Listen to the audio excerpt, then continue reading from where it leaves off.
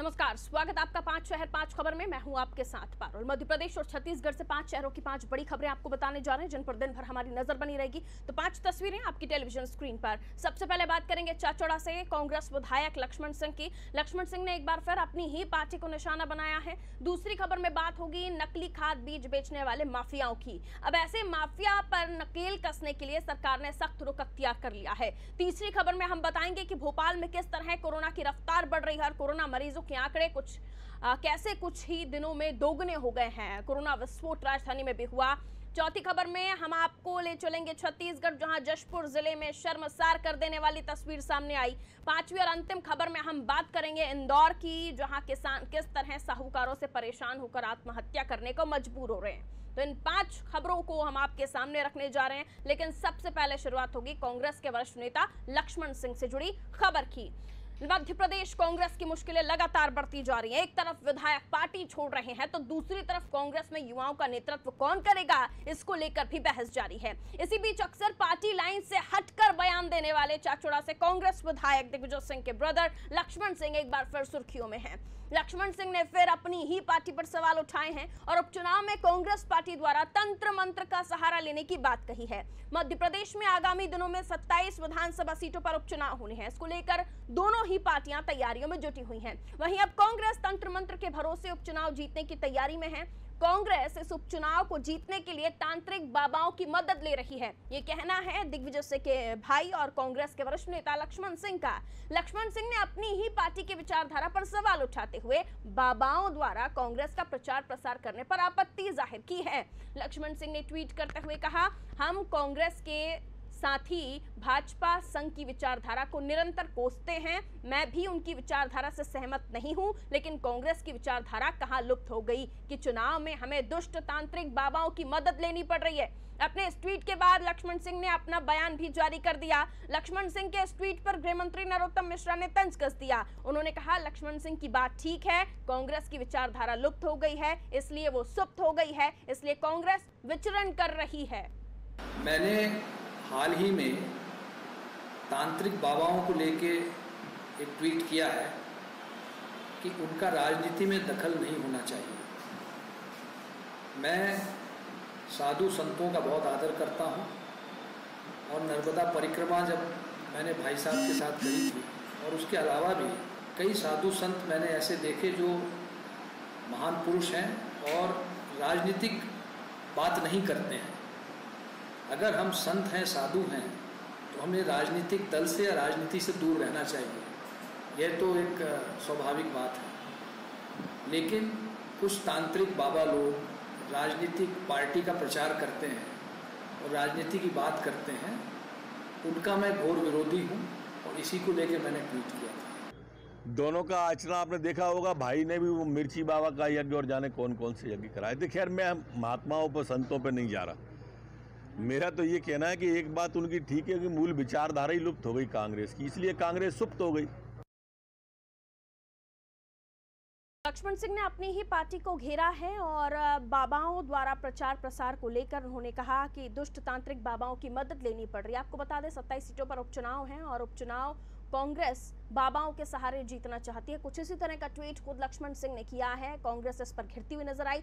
BJP से गृह मंत्री नरोत्तम मिश्रा ने कहा कि कांग्रेस लुप्त हो रही है, इसलिए सुप्त हो रही है, विचरण कर रही है कांग्रेस। इस तरह की बातें नरोत्तम मिश्रा ने की है। लेकिन आखिर क्यों कांग्रेस अपनों से ही घिर रही है, चौतरफा घिर रही है? ना एक ना दो, लगातार विधायकों का जाने का सिलसिला जारी है। और जब लक्ष्मण सिंह अपने ही जब घेरने लगे कांग्रेस को यानी पार्टी को, तो भला दूसरों की क्या गलती, समझने की कोशिश करेंगे। अंकुर अध्वर्य विशेष संवाददाता फोन लाइन पर इस वक्त मौजूद है। अंकुर, कांग्रेस जो इस विचारधारा की नहीं थी, ये लक्ष्मण सिंह खुद कह रहे हैं कि वो लगातार संघ को इस मामले में कोसते रहते थे, लेकिन अब उसी लाइन पर अगर कांग्रेस बढ़ रही है, और ये अभी की बात नहीं, हमने पिछले विधानसभा चुनाव में भी देखा, ऐसे में अपनों से ही घिर रही है कांग्रेस। जी बिल्कुल पारुल, मैं आपको बता दूं, कांग्रेस के जो विधायक है लक्ष्मण सिंह, दिग्विजय सिंह के छोटे भाई, उन्होंने जो ट्वीट किया है, जो उन्होंने बयान दिया है कि मैं साधु संतों का आदर करता हूं, नर्मदा परिक्रमा में अपने भाई साहब के साथ था। उसके अलावा कई साधु संत ऐसे मैंने देखे जो महान पुरुष हैं, मगर राजनीति से इन साधु संतों को दूर रहना चाहिए, तंत्र मंत्र का सहारा नहीं लेना चाहिए। निश्चित तौर पर एक उन्होंने बड़ा बयान अपनी ही पार्टी के खिलाफ दिया है। इसी को लेकर लगातार भाजपा के जो नेता हैं, चाहे वो गृह मंत्री हो, चाहे नगरीय प्रशासन मंत्री हो, लगातार वो लक्ष्मण सिंह की बात का समर्थन करते हुए यही कह रहे हैं कि कांग्रेस विलुप्त हो चुकी है। और निश्चित तौर पर समय समय पर लक्ष्मण सिंह जो अपनी बयान देते रहते हैं, पार्टी को जगाते रहते हैं, लेकिन उनकी बात को तवज्जो नहीं दिया जाता। निश्चित तौर पर कहेंगे कि लक्ष्मण सिंह ने अपनी ही पार्टी को कटघरे में खड़ा कर दिया। चलिए बांकुर, लेकिन ऐसे में नरोत्तम मिश्रा जी की तरफ से भी बयान आता है और देखा जाए तो कांग्रेस पहले ही उनके विधायक उनको छोड़कर जा रहे हैं और ट्वीट के माध्यम से भी इस तरह की टिप्पणी दिग्विजय सिंह साहब ने की, चाहे वो राफेल मामले में हो, चाहे वो अन्य चीज़ों के मामले हो। लेकिन हम पिछले दिनों ये देखे हैं कि हिंदुत्व के मामले में सॉफ्ट हिंदुत्व की ओर कांग्रेस बढ़ती हुई दिखाई दे रही है। शायद इसी को लेकर लक्ष्मण सिंह जी अपनी प्रतिक्रिया जाहिर कर रहे थे। बहरहाल शुक्रिया तमाम बातचीत करने के लिए, जानकारी देने के लिए। तो ऐसा नहीं है कि पहली बार हुआ है जब कांग्रेस सॉफ्ट हिंदुत्व की तरफ बढ़ती हुई दिखाई दी। पहले जनेऊ पहने राहुल गांधी, मंदिर जाते कमलनाथ, दिग्विजय सिंह साहब, और उसके बाद अब जब उपचुनाव 27 सीटों पर होने हैं और ऐसे में आपने देखा किस तरह से कंप्यूटर बाबा कांग्रेस का झंडा थामे आगे प्रचार प्रसार करते हुए दिखाई दे रहे हैं। तो लक्ष्मण सिंह साहब की नाराजगी इस ओर आई है सामने और तंज कसा नरोत्तम मिश्रा साहब ने। चलिए आगे बढ़ते हैं, अगली खबर की बात करते हैं। नकली खाद और बीज बेचने वालों के खिलाफ प्रदेश के कृषि एवं किसान कल्याण मंत्री कमल पटेल कोई रियायत बरतने के मूड में नहीं है। मंत्री के निर्देश पर अब तक 28 लाइसेंस निलंबित किए जा चुके हैं, जबकि 21 लाइसेंस निरस्त हो चुके हैं। कृषि मंत्री कमल पटेल ने बताया कि अब तक 10 जिलों में 20 FIR दर्ज की जा चुकी हैं। इंदौर में मेसर्स प्लेस्टो, बायोक्रॉप सहित अन्य कंपनियों और फार्मों पर भी अवैध रूप से खाद के भंडारण और विक्रय का मामला दर्ज हुआ है। खरीफ फसलों की बोनी के साथ ही एक्शन मोड में आए कृषि मंत्री कमल पटेल ने खाद के अवैध भंडारण, अमानक और बिना दस्तावेज के अवैध रूप से ऊंचे दाम पर खाद बेचने वाले, ब्लैक मार्केटिंग करने वाले निजी संस्थाओं, निजी कृषि सेवा केंद्रों और निजी सहकारी संस्थाओं के खिलाफ भी मुहिम शुरू कर दी है। लगातार सर्वेक्षण और निरीक्षण कर गड़बड़ी का पता लगाकर कार्रवाई की जा रही है। साथ ही मंत्री ने बताया कि अब तक 14 जिलों में 28 संस्थाओं के पंजीयन निलंबित कर दिए गए हैं। इसके साथ ही 21 संस्थाओं और व्यक्तियों के पंजीयन निरस्त किए गए। कृषि मंत्री कमल पटेल की इस पूरी कार्रवाई से किसानों में खुशी है और किसानों तक यूरिया की उपलब्धता आसानी से हो रही है। वहीं लूटपाट का शिकार होने से भी वो बच रहे हैं। किसानों की सरकार है, किसान का बेटा मंत्री है, मुख्यमंत्री किसान का बेटा, और इसलिए किसानों के साथ जो धोखाधड़ी करेगा, मिलावटखोरी करेगा, वो बख्शा नहीं जाएगा। उसके खिलाफ हम सख्त कार्रवाई करेंगे। यहाँ तक कि नकली बीज देने वालों के खिलाफ हम रासुका की भी कार्रवाई कर रहे हैं। ये भी आदेश हमने दिए हैं।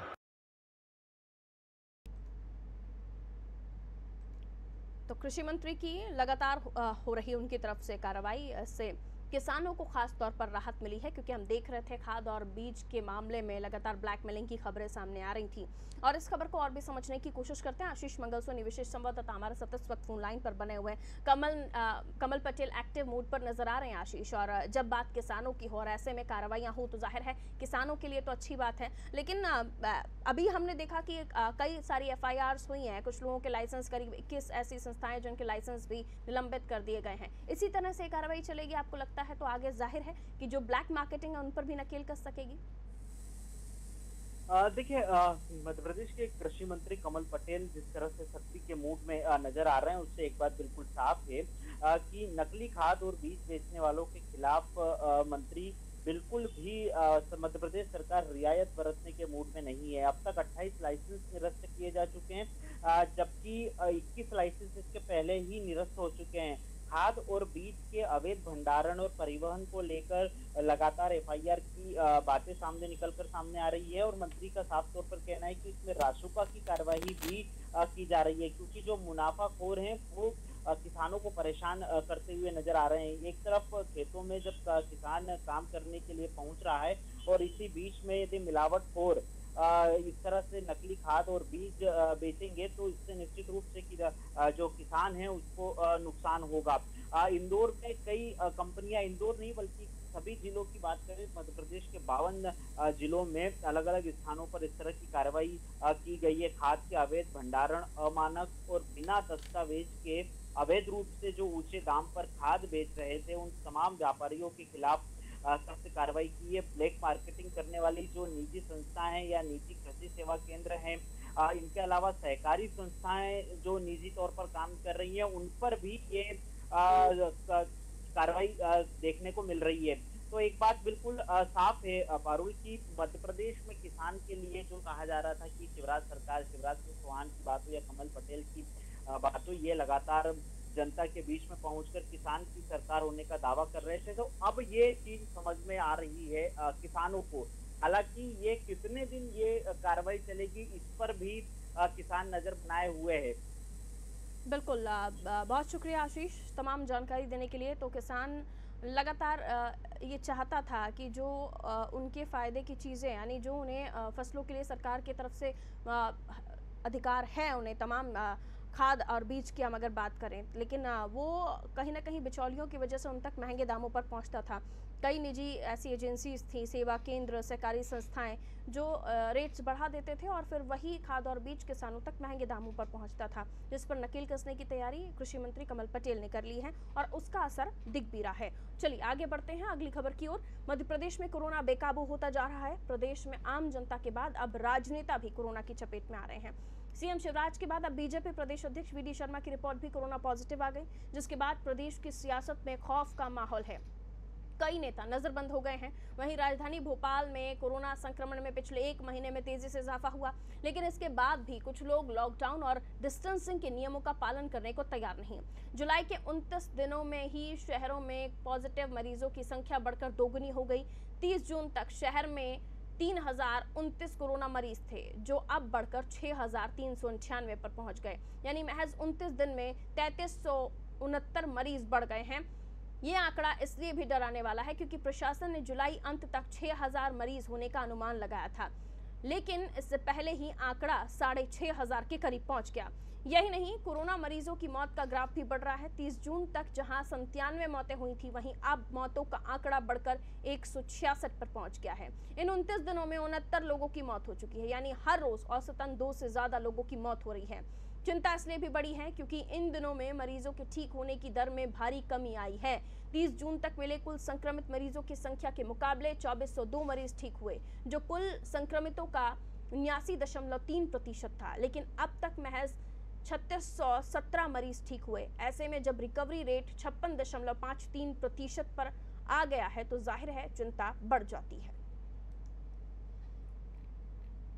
और कोरोना को लेकर अपडेट्स हम लेंगे। रिजवान खान संवाददाता फोन लाइन पर हमारे साथ इस वक्त मौजूद हैं। रिजवान, हमने देखा जून तक ये आंकड़े जो थे, अब जुलाई तक आते आते, जुलाई एंड तक आते आते ये आंकड़े डबल हो गए हैं। यानी अगर हमने 30 अगर आकलन किया तो वो यहाँ तक आते आते 60 से ज़्यादा हो गए हैं। ऐसे में लगातार जो मरीजों की संख्या है वो बढ़ रही है। जुलाई के 29 दिनों की अगर हम बात करें तो 30 जून तक शहर में 3029 कोरोना मरीज थे और अब बढ़कर 6399 हो गए हैं। तो लगातार जिस चेन को डिस्ट्रॉय करने की बात आ रही है, ब्रेक करने की बात आ रही है, इन 10 दिनों का लॉकडाउन भी हम देख रहे हैं। आखिर कैसे कोरोना कंट्रोल होगा और क्या कुछ अपडेट्स आपको इसके बारे में मिल रहे हैं? रिजवान जी, मैं बिल्कुल बताना चाहूंगा, राजधानी भोपाल में लगातार कोरोना का केस जारी है। उसी को देखते हुए 10 दिन का लॉकडाउन भी लगाया गया है। पहले 3 महीने का लॉकडाउन लगाया गया, लेकिन उसके बाद भी जो है स्थिति सुधरने का नाम नहीं ले रही है। साफ तौर से देखा जा रहा है कि अनलॉक 1 की जब से शुरुआत हुई है, जब से मौतों का आंकड़ा भी बढ़ा है, कोरोना पॉजिटिव मामलों का जो मरीज है वो भी लगातार बढ़े हैं और अभी तक राजधानी भोपाल में 6323 जो मरीज हैं वो कोरोना पॉजिटिव हैं और 2000 से ज्यादा केस कोरोना के एक्टिव हैं। बताया जा रहा है कि 60 लोगों की इसमें मौत हो चुकी है। 10 दिन का लॉकडाउन की भी घोषणा की गई थी, उसके बाद भी जो है कोरोना के मामले थमने का नाम नहीं ले रहे हैं। काफी चिंता की बात है। बात की जाए कंटेनमेंट एरिया को, पहले से ही जो एरिया सील किए गए थे उनको उनमें सुरक्षा बल भी बढ़ाया गया था, लेकिन उसके बाद भी लोग सोशल डिस्टेंसिंग की धज्जियां उड़ाते साफ दिखाई दे रहा है। शायद यही वजह है कि कोरोना के जो बढ़ते मामले हैं वो सामने आ रहे हैं। साफ तौर से अनलॉक 1 की जब से शुरुआत हुई थी, जब से ही कोरोना के जो मामले थे पहले 3000 थे, अब बढ़कर वो 6000 हो चुके हैं। कई जिलों में कोरोना के जो मामले हैं कम भी हुए, लेकिन पहले स्वस्थ जो मरीज थे वो ज्यादा हो रहे थे। पहले से देखा जा रहा था कि 100 से ज्यादा रिकवरी रेट ज्यादा हो गया था। जब से अनलॉक 1 की शुरुआत हुई है और जब से देखा जा रहा है कि 50 से 60 मरीज स्वस्थ होकर अपने घर लौट रहे हैं। जी बिल्कुल, ऐसे में 10 दिनों का लॉकडाउन और गृह मंत्री ये भी साफ कर चुके हैं कि इसके बाद लॉकडाउन नहीं होगा। हाँ, कुछ और नियम और गाइडलाइंस होंगी जो हम कोरोना कंट्रोल करने के लिए फॉलोअप में देखेंगे। लेकिन ये भी देखा जा रहा है रिजवान कि जब ये 10 दिन का लॉकडाउन लगा, इससे पहले बाजार खुले, तमाम लोग घरों से बाहर निकले, लोगों ने अपना काम वापस से शुरू कर दिया। लेकिन अभी भी कुछ तस्वीरें ऐसी आ रही हैं कि ऐसा लग ही नहीं रहा कि लॉकडाउन जैसी स्थिति है। क्या कंट्रोल हो पा रहा है पुलिस से कि लोग जो घरों से बाहर निकल रहे हैं तफरी के लिए बेवजह, उन्हें कंट्रोल कर सके? जगह जगह पर कंटेनमेंट किया जा रहा है, सील किया गया है एरियाज को, कॉलोनीज को। तो ऐसे में सिर्फ कॉलोनी सील करना, एरिया सील करना ही महज नहीं है ना, लोगों को घरों में बैठना होगा और इसके लिए पुलिस को बाहर सड़कों पर निकलना होगा। वो तस्वीरें कैसी आप देख रहे हैं? क्या वो कंट्रोलिंग हो पा रही है? क्या वो चेकिंग चल रही है जो पहले हम लॉकडाउन 1 में देख रहे थे? बिल्कुल साफ तौर से जो पुलिस का जो रवैया है वो बिल्कुल फेल होता दिखाई दे रहा है, क्योंकि पहले के मुकाबले सख्ती भी अब बहुत कम कर दी गई है। क्योंकि देखा जा रहा है पहले जो एरिया जो सील किए गए, रोड सील किए गए थे, अब पूरे रोड में जो है साफ तौर से जो वीडियो में दिखाई दिया, कुछ वीडियो में क्या कुछ एरिया जो हैं वो खोल दिए गए हैं, लेकिन गलियां सील कर दी गई हैं। लोग बिना वजह की जो एक्सक्यूज देते हैं वो एक्सक्यूज देकर अपने घर से बाहर निकलना है, लेकिन पुलिस जो सड़कों पर बैठी हुई, एक साइड बैठी हुई है, लोगों का आना जाना लगा हुआ है। जो लोग दिख जाते हैं उनके ऊपर धारा 188 की कार्रवाई पुलिस की तरफ से की जाती है। 188 के मामले तो करीब 8000 के पार पहुंच चुके हैं, लेकिन उसका असर कोई भी राजधानी भोपाल या अन्य जिलों में, प्रदेश के किसी भी जिले में दिखाई नहीं दे रहा है। साफ है कि कोरोना के बढ़ते मामले दिखाई दे रहे हैं। बात की जाए व्यवस्थाओं की, तो साफ तौर से जो क्वारंटाइन सेंटर भी बना गए हैं उनमें भी व्यवस्थाएं सुचारू नहीं है, क्योंकि अभी आरजीपी में साफ देखा गया था, लोगों का आरोप लगाया था लोगों ने, क्या एक बार फीवर आने के बाद जो व्यवस्थाएं हैं वो काफी खराब हैं, जिसकी वजह से लोगों को दोबारा फीवर खाने पीने की व्यवस्थाएं उनके लिए नहीं हो पा रही थी। ये भी खबरें आई थी कि कई लोगों को नाश्ता नहीं मिल पा रहा है, तो कई लोग जो नहीं पहुंच रहे थे लेने के लिए, जो आराम कर रहे थे कि ठीक है पहले आप ले लीजिए, जो अंत में उस लाइन में खड़े हुए, उस क्यू में खड़े हुए, उन तक वो खाना ही नहीं पहुंच पा रहा था। इस तरह की भी खबरें निकलकर सामने आई कि पैकेट ही खत्म हो जाते थे, लोग ज्यादा थे। बहरहाल शुक्रिया रिजवान जानकारी के लिए। तो हम देख रहे हैं कुछ इस तरह की तस्वीरें इस लॉकडाउन में भी सामने आ रही हैं कि गली मोहल्ले कॉलोनीज में अभी भी लोग तफरी करने के लिए निकल रहे हैं। सिर्फ घूमना ही एकमात्र मकसद है। उन्हें ये नहीं समझ आ रहा कि लॉकडाउन इसलिए लगाया गया है कि आप घर में रहें, और आप घर में रहेंगे तो कोरोना की चेन ब्रेक हो पाएगी। जो आंकड़े लगातार डबलिंग नंबर्स में आ रहे हैं वो कम हो जाएंगे, अब ट्रिपलिंग नंबर्स में आ रहे हैं। आज सबसे ज्यादा बड़ा विस्फोट 246 हमने देखे भोपाल में आ गए हैं। तो घरों में रहिए और सुरक्षित रहिए, तभी कोरोना भाग पाएगा। चलिए आगे बढ़ते हैं। आजादी के दशकों बाद भी आज देश के कई गांव मूलभूत सुविधाओं से वंचित हैं। गांव तक जाने के लिए ऐसी सड़कें भी नहीं हैं जो मरीज को लेने एम्बुलेंस गांव तक पहुंच सके। सड़क और पुल के अभाव में जशपुर जिले की एक ऐसी ही तस्वीर निकलकर सामने आई है जिसने सरकार और प्रशासन के तमाम दावों की पोल खोलकर रख दी। रात के अंधेरे में हाथ में मशाल लिए ये लोग किसी की तलाश में नहीं निकले, बल्कि घाट पर, माफ कीजिए खाट, जो खटिया होती है, चारपाई होती है, खाट पर एक महिला को ले जा रहे हैं। ये तस्वीर देखिए, बगीचा विकास खंड के जबला का है ये तस्वीर आप देख रहे हैं, जहां सड़क और पुल नहीं होने की वजह से एम्बुलेंस गांव तक नहीं पहुंच सकी। ऐसे में परिजन 4 किलोमीटर पैदल चलकर महिला को खाट पर लाद कर अस्पताल ले गए। ये तस्वीरें लाचार सिस्टम की हकीकत बयां कर रही हैं। सालों से इस गांव में सड़क और पुल की डिमांड है, लेकिन लोगों की मांग पूरी नहीं की जाती। आज तक ये पूरी तरह पॉसिबल ही नहीं हो पाया, मुमकिन ही नहीं हो पाया, लोगों की मांग ही पूरी नहीं हुई, जिसका नतीजा ये तस्वीर निकलकर सामने आई। सरकारें गांव के विकास का कितना ही दम भर लें, कितने ही वादे कर लें, लेकिन जब ऐसी तस्वीरें सामने आती हैं तो तमाम दावों की हवा निकल जाती है।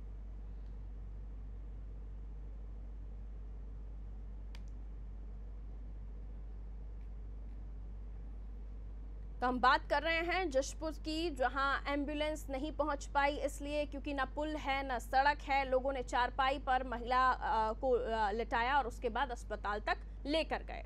अब गांव का डेवलपमेंट, विकास, ये सब बातें झूठी लगती हैं, अफवाह लगती हैं, खोखली लगती हैं जब ऐसी तस्वीरें सामने आती हैं। भोजनारायण संवाददाता फोन लाइन पर हमारे साथ जशपुर से इस वक्त जुड़े हुए हैं, इस खबर के बारे में और भी जानकारी देंगे। इस तस्वीर के सामने आने के बाद भोजनारायण पुल तो खुल गई, सिस्टम की क्या काम किया क्या नहीं किया, लोगों की सालों से डिमांड पुल बनवा दीजिए, सड़क बनवा दीजिए, हो नहीं पा रहा है। अब इस पर सफाइयां क्या आ रही हैं, जिम्मेदारों की क्या कह रहे हैं? जी पारुल जी, मैं बता दूं, इस मामले में जो है विनोद सिंह सीओ का कहना था कि ये मामले में कई बार जो है जो इसके बारे में प्रोसेस करा दिया गया है, लेकिन पास नहीं हो पाई है। हालांकि इस मामले में एसडीएम ने तहसीलदार को त्वरित कार्यवाही के लिए दी है और हालांकि इस कार्य में जल्द ही निराकरण करने की बात कही जा रही है, क्योंकि अगर इसको देखा जाए तो आजादी के बाद से आज तक ना ही इस गांव में ना सड़क है ना पुलिया है। करीब यहाँ जो जनसंख्या टोटल 150 के करीब है। जी मैम, हॉस्पिटल से जिस जगह से इसको लेकर जाया गया 4 किलोमीटर की दूरी बताई जा रही है, वहां तक गाड़ी नहीं पहुंच पाई। आखिर कैसी ये सड़क है? क्या साइकिल से लोग जाते हैं? और आज के समय पर जब हम देख रहे हैं कि सभी जगह सड़कों का जाल बिछाने की बात की जाती है, यहाँ पर सड़क का नामो निशान नहीं। स्वीकृत हुई भी कभी या नहीं हुई? जी बिल्कुल, मैं बता दूं, वहाँ अभी बारिश का सीजन है तो वहाँ सरपंच ने बताया कि वहाँ साइकिल से भी आना जाना नामुमकिन है और जो है पगडंडी जो पैदल के सहारे आवागमन करते हैं। जी, पैदल चल के लोगों को यहाँ से वहाँ जाना पड़ता है, 4-4 किलोमीटर का पैदल सफर करते हैं। सरपंच साहब या फिर वहाँ जो एरिया लगता है, परिषद लगती है, पालिका लगती है, जो विधायक है उस क्षेत्र के, वो क्या कहते हैं? उनसे कभी कंप्लेन नहीं की गई लोगों द्वारा? जी पारुल, मैं बता दूं, इस मामले में पिछले जो 15 वर्ष जो है भाजपा का गढ़ रहा है जसपुर या पूरे छत्तीसगढ़ की बात करें, और अभी कांग्रेस की सरकार आई है, तो पिछले कई बार जो है वो क्षेत्रवासियों और वो ग्रामीणों का कहना है कि कई बार जो है इस मामले में जानकारी भी दी गई है क्षेत्रीय विधायक हो या जो मंत्री हो, लेकिन इस पर कोई कार्रवाई नहीं की जा रही। हालांकि अभी एसडीएम बहुत जल्द कार्रवाई करने की बात कह रहे हैं और तहसीलदार को जो है ज्ञापन भी सौंपने के राम कर रहे हैं। जी चलिए, आश्वासन तो मिल रहे हैं, लेकिन असर तो तब है, लोगों की सुनवाई तो तब है जब लोगों को सड़क या पुल इस एरिया में मिल पाए, क्योंकि सिर्फ पैदल चलकर ही यहाँ से होकर गुजरा जा सकता है। इतनी खराब इस जगह की हालत है, हॉस्पिटल तक लोगों को खाट का सहारा लेना पड़ रहा है किसी मरीज को पहुँचाने के लिए, तो इससे ज़्यादा बुरी व्यवस्था क्या होगी आप समझ सकते हैं।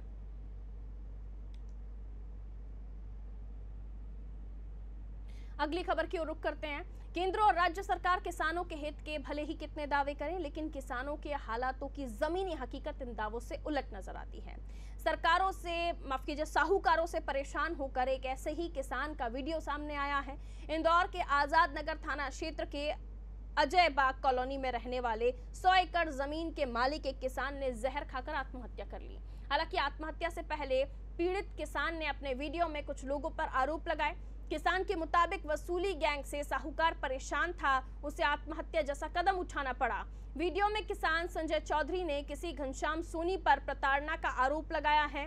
पीड़ित के मुताबिक आरोपी उससे पैसे की मांग कर रहा है और पैसे नहीं देने पर धमकियां दी जा रही हैं। पीड़ित के अनुसार आरोपी की बहन भी उसके साथ शामिल है। वहीं वीडियो सामने आने के बाद पुलिस मामले की अब जांच कर रही है। मैं संजय चौधरी, मुझे ये घनश्याम सोनी ने इतना परेशान कर दिया है। उसकी माँ और बहन, माँ तो शांत हो चुकी है, इसकी अमन नगर में रहता है, सुभाष पहलवान के खेत के आगे, और मेरे से मैं संजय चौधरी, मुझे घनश्याम सोनी ने इतना परेशान कर दिया है। उसकी बहन और उसने रोज़ पैसे मांगते हैं मुझसे, बोले रिपोर्ट कर देंगे तुम्हारी, ये कर देंगे, वो कर देंगे, तुम्हें मार देंगे, और मैं निर्दोष हूँ, मैंने कोई गुनाह नहीं किया इनके साथ। मैं संजय चौधरी का संजय पिता कैलाश चौधरी है उनका नाम, अजय बाग के रहने वाले हैं वो। ये तो पायजन वायजन खा लिया था तो इनको हॉस्पिटल, विशेष हॉस्पिटल ले गए थे परिजन, तो अमृत घोषित किया गया था। तो वहाँ से फिर सब यहाँ ले आए थे एमआरसीडी को, तो पीएम वगैरह कराया गया है और मर्ग कायम कर जांच जारी है। ये अभी उस संबंध में वीडियो के बारे में आगे इसमें जांच की जाएगी, जो सत्यता होगी तो मामले वो करके आगे जांच की जाएगी। अभी तक पता नहीं चल पाया कि क्या काम करते, खेती के कार्य करते थे, तब मालूम पड़ पाया है। 100 एकड़ ज़मीन के आसपास हाँ होगा इनका, कि चौधरी परिवार से हैं ये, खेती के काम करते थे, तब इतने मालूम है। अभी 100 का कुल परिवार है, इनका बयान वगैरह भी नहीं हुए हैं, डिटेल में अभी मालूम नहीं हो पाया। खबर पर संवाददाता सचिन जानकारी देने के लिए फोन लाइन पर इस वक्त हमारे साथ मौजूद हैं। सचिन, ये पहली बार नहीं है जब किसी साहूकार से परेशान होकर किसान ने आत्महत्या की हो, लेकिन इंदौर का ये मामला है और किसान ने वीडियो भी बनाया कि उसे कोई घनश्याम सोनी नाम का व्यक्ति परेशान कर रहा है, उसकी बहन भी उसके साथ मिली हुई है। ऐसे में किसी ने इस वीडियो पर संज्ञान नहीं लिया, अगर उसी वक्त कोई कार्रवाई होती तो शायद ये किसान बच जाता। पारुल, बताना चाहूंगा कि ये इन्होंने घर में बैठ के वीडियो वायरल करा और उसके बाद इन्होंने जहर खा लिया। जब तक परिजनों को पता चला था, उसके बाद ये इनको हॉस्पिटल लेके गए, तब उनके परिजनों को पता चला कि इन्होंने अपने मोबाइल में वीडियो बनाया है और उसके बाद पुलिस को इन्होंने सुपुर्द कराया वीडियो और आगे की जांच की बात कही है पुलिस ने। मैं आपको ये भी बताना चाहूंगा कि किसान बहुत समृद्ध परिवार से है, उसकी 100 एकड़ से अधिक की जमीनें हैं इंदौर शहर में और आजाद नगर का रहने वाला है। उसने किसी जिसके खिलाफ जो इसने वीडियो बनाया है, घनश्याम सोनी, उसको कुछ समय पहले कुछ 20-25 हजार तो उधार दिए थे। उसके बाद उसकी बहन को इन्वॉल्व करके उसने कुछ किस पर्पज से ब्लैकमेलिंग करी है, क्या है, उससे 27 लाख रुपए की मांग की जा रही थी। उससे परेशान होकर ये पिछले करीब 3-4 महीने से बहुत ज्यादा परेशान था। उससे परेशान होकर फिर इसने ये ऐसा कदम उठाया है। जी, अभी खुलासा नहीं हो पाया है कि ब्लैकमेलिंग में किस तरह के बातें थी सचिन? नहीं, अभी ब्लैकमेलिंग का इन्होंने जैसे वीडियो वायरल करा है संजय ने, उसमें ब्लैकमेलिंग का जिक्र नहीं है कि किस मुद्दे को लेके कौन सी ऐसी चीज थी उनके पास उसकी जिससे वो ब्लैकमेल हो रहे थे। पुलिस से जब हमने बात करी तो जांच अधिकारी ने बोला कि बोले ये जांच का विषय है, बोले अभी परिजनों के बयान वगैरह नहीं हुए हैं क्योंकि परिजन बहुत ज्यादा सदमे में है। तो आगे जो भी प्रोसीड होगी उसके बाद जांच के बाद हम आपको बता पाएंगे। जी बिल्कुल, नजर बना रखिएगा सचिन, क्योंकि अगर ये मामला कुछ और ही निकलता है तो जाहिर सी बात है फिर पूरा ही जो सिचुएशन है वो पलट जाएगी। बहरहाल शुक्रिया आप जानकारी के लिए। तो भले ही ये व्यक्ति जिसकी मौत हुई है किसान है, लेकिन बहन पर आरोप लगाया है, घनश्याम सोनी पर आरोप लगाया है और आरोप तो लगाया है ब्लैकमेलिंग का, लेकिन किस तरह की ब्लैकमेलिंग हो रही थी ये क्लियर नहीं किया गया है। और इसी के साथ 5 शहर 5 खबर में इतना ही, और खबरों के लिए आप देखते रहिए अनादि टीवी। नमस्कार।